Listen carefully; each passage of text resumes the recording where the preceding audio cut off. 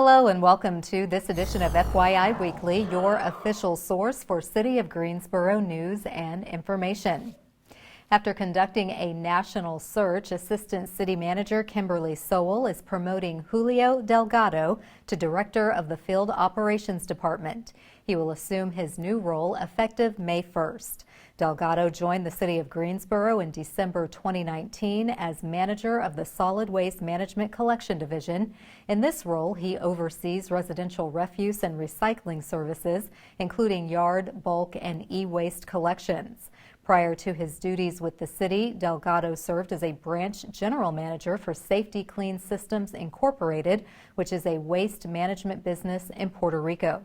He worked closely with local and federal regulators to ensure full operational compliance. He also served as a general manager with Republic Waste. Julio used his experience as a deputy program manager with CAMPBELL Corporation in Maryland to support the development and implementation of emergency response standard operations procedures against chemical, biological, radiological, and nuclear incidents for the defense of U.S. Navy military installations. Delgado holds a Bachelor of Business Administration from University of Puerto Rico and a Bachelor of Environmental Management from the University of Maryland. The city's planning department will host 2 virtual meetings for residents who live near the Piedmont Triad International Airport. Residents will learn more about the 2 options for changes to land development and aircraft noise regulations. These Zoom meetings will take place at 5:30 p.m. on Tuesday, April 13th and Thursday, April 15th. The city is proposing redrawing the overlay district around PTI, which is referred to in the city's land development ordinance as the Airport Overlay District, or AOD. Land being added to and removed from the AOD is all within what's being called AOD-A. The amount of land in what's being called AOD-B, which is already part of the Airport Overlay District, will remain the same as it is now. The differences between the 2 options are as follows. Option A allows other residential uses in AOD-B in addition to current single-family dwellings on lots greater than 40,000 square feet and allows other types of housing if owners are notified of area noise levels and will follow noise level reduction requirements. There would be no change in land usage on AOD-A from what the current regulations are, which allow only single-family dwellings on lots greater than 40,000 square feet. Option B requires noise level reduction standards and notification requirements for all dwellings in both AOD-A and AOD-B portions of the overlay district. To participate in either meeting, email City Planning Manager Steve Galanti no later than 12 p.m. the day of the meeting. You will be emailed the meeting link and participation instructions prior to 5:30 p.m. To learn more about the Airport Overlay District, visit the city's website. Greensboro Mayor Nancy Vaughn invites you to take the pledge to conserve water this month during the 10th annual Wyland National Mayor's Challenge for Water Conservation. This campaign challenges communities to pledge to use water more efficiently, reduce pollution, save energy, and explore ways to improve their community's health. Join the campaign and you may win $3,000 toward your utility bills, water efficiency products for your home, product rebates, and other prizes. Nominate a Greensboro charity to receive a 2021 Toyota Highlander Hybrid. The challenge, which encourages mayors across the country to participate, ends on April 30th. Mayor Vaughn said water is one of our most precious resources. We must work together to do our part to conserve water and use it wisely. That's why I am taking the pledge and asking Greensboro residents to join me as we show other cities how the Gate City takes pride in our planet. In the last 10 years, climate change and shifting weather patterns have affected the distribution of water, causing freshwater sources to be used at a quicker rate than they are being refilled. For more information or to take the pledge, visit the contest website. The city developed a partnership with Cone Health to share a series of brief and informative videos designed to inspire you to make better choices when it comes to healthy living. Following these tips is an easy way to help each of us improve our quality of life. Let's take a moment to check out today's News for Your Health. Coronavirus is in the community and we have to adjust to its presence, but it doesn't mean you can't live your lives. We just want you to be safe. A lot of people are beginning to go back out and do things, so let's talk about some ways to stay safe. When you're out in public, it's important that you always bring your mask. A helpful tip is to just go ahead and mark the outside of your mask with a marker. That way you can keep track of which side is outside and which side is inside. It's very important that you wear your mask the proper way. You take the loop of the mask, go ahead and put that behind your ear, making sure it's secure, and then tuck it under your chin and cover your nose. When you remove your mask, you do the same thing. You do the reverse. You're going to go ahead and take the loop off your ear, and then you're going to pull your mask down. Don't grab the front of the mask. Just go ahead and pull it off of your face, and then wash your hands. If you wear a cloth mask, wash it and dry it with high heat in the dryer. Don't just keep wearing the same mask over and over. Cough into your sleeve. Still practice good hand hygiene. Wash your hands every time you touch your mask. It's not 100% of a seal, but it decreases the risk of cross-contamination if someone talks or sneezes, and also prevents you from getting someone else sick. Wash your hands with soap and water for 20 seconds. The proper technique is to make sure that you wash from the fingertips all the way to your wrist, allowing your hands to get in full contact with the soap, lathering completely and rinsing. Items like pens, doorknobs, keyboards, remote controls, we call those high contact surfaces. Bring your own pen, save yourself some time with having to decontaminate everything. Also clean off your steering wheel. Many of us eat in the car and we're rushing, so we eat our meal, touch the steering wheel, we touch our cell phones, and we can also contaminate ourselves that way. So wash your hands often and make sure that you are using your hand sanitizer when you're out and about.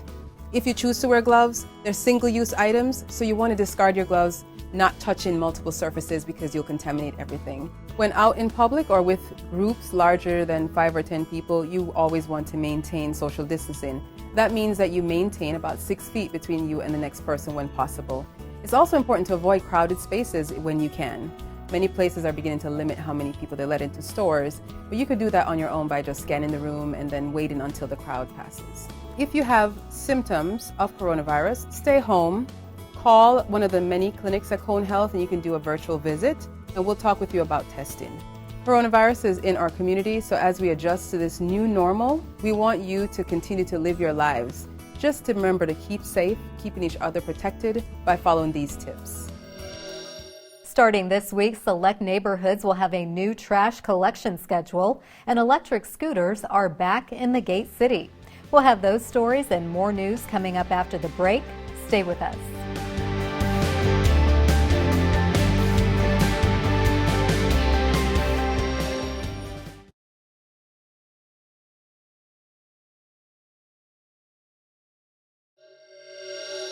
Welcome back to FYI Weekly. As of this week, changes to solid waste and/or recycling collection service are underway for some Greensboro residents. These changes are designed to meet growing service demands and to balance daily workloads for city crews. Approximately 16,000 residents will have a new collection service day or recycling week. Impacted households should have received a notice and/or new calendar in the mail.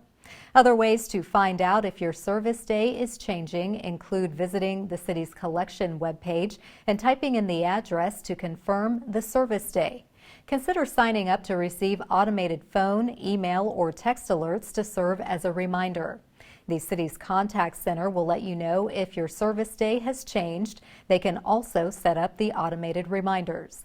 The GSO Collects app will send regular collection service reminders to any smartphone. If you currently use the GSO Collects app, your service day will automatically send notifications with updated service information. For more information, visit the city's website or call the contact center at 336-373-CITY.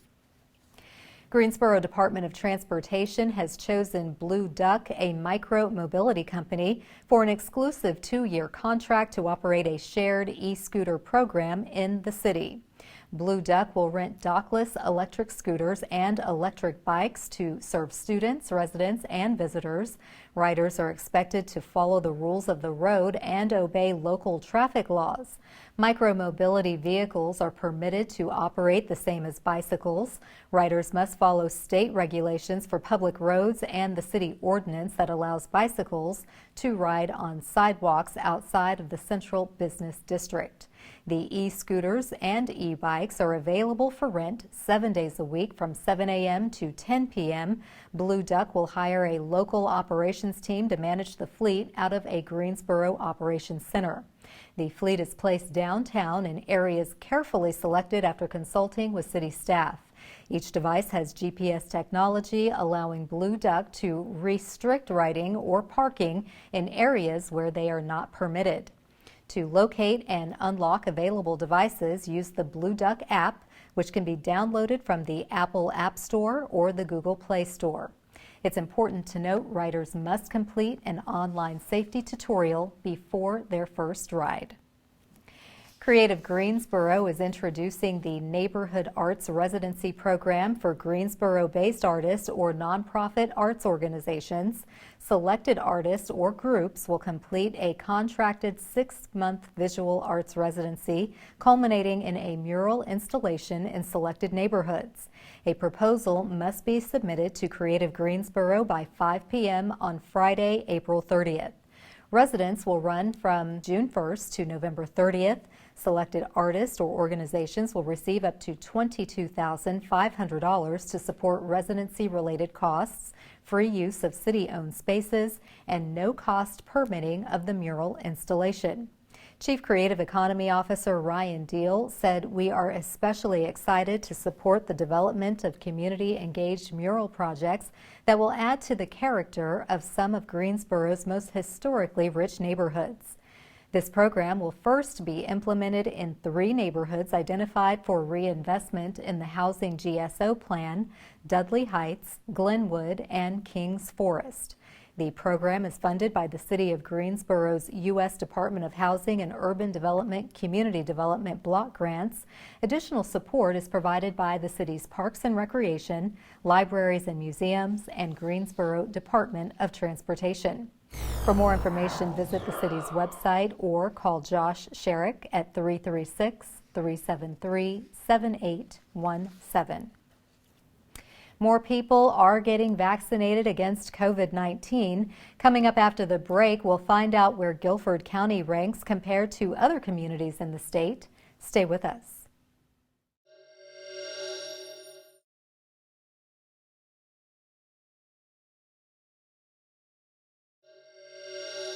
Welcome back to FYI Weekly. Millions of Americans are standing in line and rolling up their sleeves for the COVID-19 vaccine. The trend is the same for residents in Guilford County. Joining me now to talk about the vaccination process and progress is Dr. Ulia Van. She is the Health Director for the Guilford County Department of Health. Hello, Dr. Van. Welcome back. Hi, Carla. How are you? Thank you so much for having me today. Absolutely. So good to see you. Thank you for coming in. I know it's been really busy with all the vaccine activity going on. What is the latest update regarding the vaccine for Guilford County? Sure. So we're very excited about the progress that we have made in the last few months of vaccinating our community members. Just last week, we have also announced that we are moving into the group 5, which is everybody 16 years or older can get their vaccine. So this is a huge step moving forward in vaccinating our community. We continue to work on the allocation process with the state and our federal partners, but our numbers are moving up. We're vaccinating more and more individuals, so we're very, very excited about that. That's wonderful. I know that the health department has been very involved and very critical in terms of locations and trying to make it very convenient. Now that people are actually receiving the first and in some cases the second dose, or maybe just the single if you get the Johnson & Johnson, what would you say in terms of what to do after? Do you stop wearing your mask? Do you stop washing your hands? Do you stop distancing yourself? Sure. So there are several new guidance that is coming out from the CDC, but we want to continue to recommend to our community members that when they are out in the public, when they are around people that are not part of their household or people that are not vaccinated like they are, to continue to wear their mask. Hand hygiene and cough protocol and social distancing continue to be key elements in our mitigation strategy. So we will continue to recommend that our community members are following these protocols. When we have family members and groups that are part of that same household that are vaccinated, the CDC recommends that a mask is not necessarily needed anymore. But if you are participating in gatherings or if you're around other individuals that are not vaccinated and they're not part of your regular household, that a mask needs to be worn in those situations. So right now, to be the safest, continuing to wear the mask is the best strategy that we can have moving forward. Okay, very good advice. Now, there are some people who are still on the fence. They aren't sure if they want to take the vaccine. They aren't sure about the vaccine's efficacy, safety, whatever they're holding back, the reason why they're holding back. Is there any additional advice or just assurances that you want to offer those folks? Sure. So I know that there are several groups and individuals that are in our communities that are still vaccine curious or vaccine hesitant. We know that there's a spectrum between these two. This is a serious and personal decision, so I encourage our residents to do their research, to ask questions, to seek information from reputable sources to make sure that they're making the best decision for themselves and their families. We have 3 efficient and safe vaccine products right now that we can utilize. We know that certain ones will be a better choice for each person. The Johnson & Johnson vaccine does have the benefit of being only 1 dose. It is an efficient and safe vaccine, so for certain individuals, going out and getting a 1-dose vaccine may be more beneficial or more convenient than going back and getting a product that it's a 2-dose vaccine. So we are moving into a space where we can make some decisions on the vaccine that we're getting. So keeping that in mind and doing the research on the vaccine products that are out there continues to be really important. And we're putting messages on social media, on our website, through different outlets of the information around the vaccine. But it is really important to know that our scientists have put all of the work and they have dotted all of the I's and crossed all of the T's to make sure that these products that are out there are safe and efficient, and they have been tested, no corners have been cut, and everything is in accordance to all of the other vaccines or medications that are out there. So I continue to encourage our community to go and get vaccinated. We have more and more options these days than what we had a few months ago. So it's a whole lot easier to get a vaccine these days than maybe it was 2 months ago. So very exciting Yes. about that. Yeah. I'm very encouraged by how quickly we were able to get from Group 1 to Group 5 and to see it happen before summer, which was initially at the onset what they were predicting. Yes. Speaking of summer, I kind of hesitate to think that we will go backwards when, the vaccine gives us a reason to look forward and have hope, but we're still seeing cases that are occurring in other areas of the country where it's surging. Are people getting a false sense of security from the vaccine? And with the warmer months, is that going to cause another spike? So we're keeping our data very close to us, just like we have been for the last year. It's important to continue to look at the metrics, continue to look at what the new cases are, the positivity rate moving into the warmer months. And we know that people tend to be a little bit more mobile around those times with the summer holidays and the kids being out of school. So we continue to encourage the community members to be mindful of that and vigilant. We are not completely out of the woods. The vaccine is absolutely a wonderful tool that we are going to use and that we're using right now to move out of the pandemic pandemic, but it's a tool in the toolbox. So we still have to practice social distancing and wearing the mask until those infection rates are going to really decrease.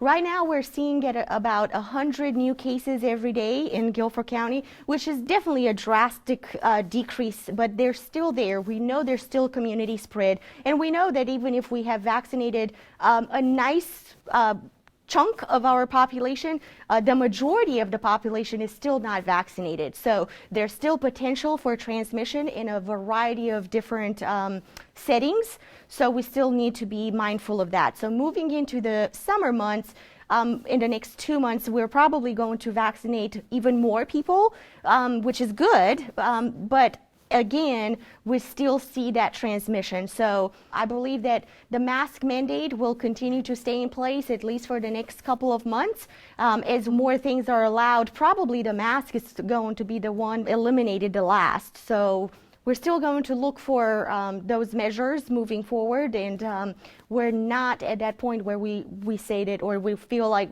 this is completely open up for everything. Okay. Exactly. Well, that is good to know, and it's so good to hear it coming from you. So we want to trust our doctors, our scientists, and really just be mindful of our neighbors and our community as a whole. Absolutely. Well, thank you, Dr. Van, for sharing this positive report on vaccination in Guilford County, and we welcome you always to come back and share important information about other health topics. Absolutely. Thank you for having me, Carla. It's always great talking to you. Thank you.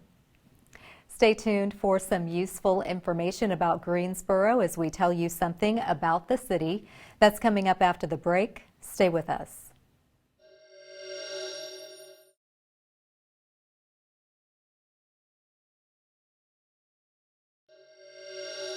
Welcome back to FYI Weekly. One way to stay informed about decisions that impact our city is by attending or tuning in to City Council meetings at 5:30 p.m. on the first and third Tuesday of the month. The fourth Tuesday is reserved for meetings as needed. The City Council is holding hybrid meetings where they will be in the council chambers, but the public will participate virtually if they want to address the council. The Greensboro City Council meetings are broadcast right here on GTN. The meetings are also streamed live on the city's website and on Roku. City Council meetings usually take place on level 2 of the Melvin Municipal Office Building located at 300 West Washington Street. To review the council meeting schedule and agendas, please visit the city's website. Here's an opportunity to learn a little something about the city. The Greensboro Fire Department is conducting its annual fire hydrant testing from now through Saturday, May 15th.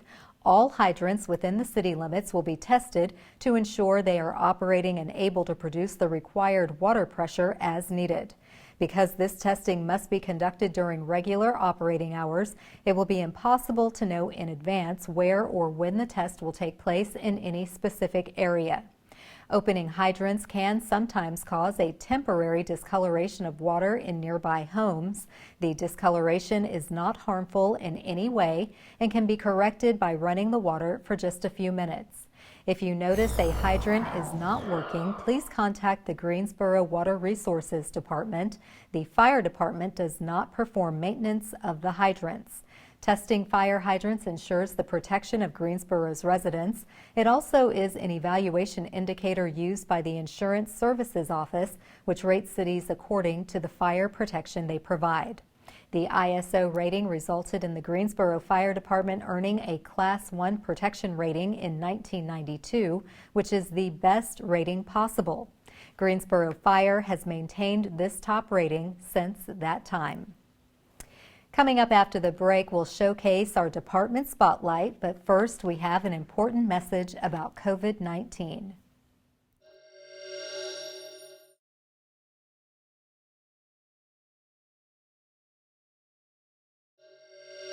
Remember the 3 W's. Wear a cloth face mask covering, wait 6 feet from others, and wash your hands often. By working together, we can adjust to this new normal and continue to save lives.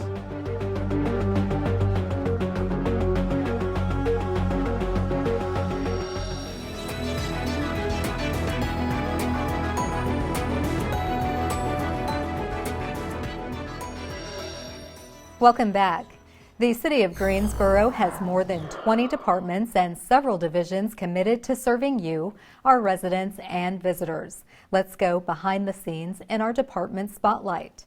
The City of Greensboro's Minority and Women Business Enterprise, or MWBE office, has released its 2020 annual report. The document lists top-performing MWBE companies within the Greensboro relevant marketplace as it relates to construction and professional services. The report includes statistics on the percentage of city contracts awarded to these businesses in 2020. The annual report also outlines new internal processes the Minority and Women Business Enterprise Office put into effect last year. A compliance officer was hired to train employees from across all city departments to be the point person on MWBE requests. Another internal change is the introduction of a software system designed to track departmental MWBE participation. The 2020 annual report, which also highlights success stories from local businesses, can be viewed on the city's website. Straight ahead on the other side of the break is this week's Way to Go GSO shout out. Stay with us.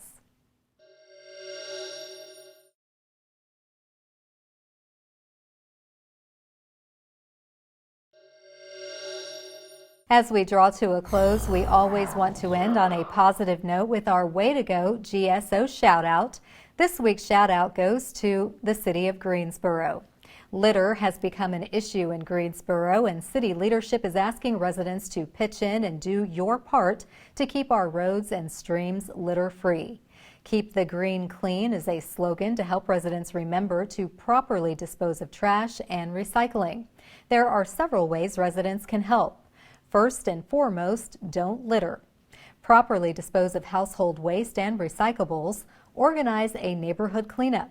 Adopt a stream or adopt a road, and consider volunteering for Greensboro Beautiful's annual cleanup days. The Great American Cleanup is happening this month. Let's all do our part to keep the green clean. Please remember, as more places continue to open, wear your face covering, wait 6 feet apart, and wash your hands often. That concludes this edition of FYI Weekly, but you can easily stay connected to the latest city news by linking to us on Facebook, Twitter, YouTube, and Instagram. Alexa users can subscribe to our 5-minute flash briefings, which airs on 90.1 FM. Be sure to download our weekly podcast, Talk City Greensboro, and now GTN is streaming on Roku. For all of us here at the City of Greensboro, thanks for watching, and we'll see you next time.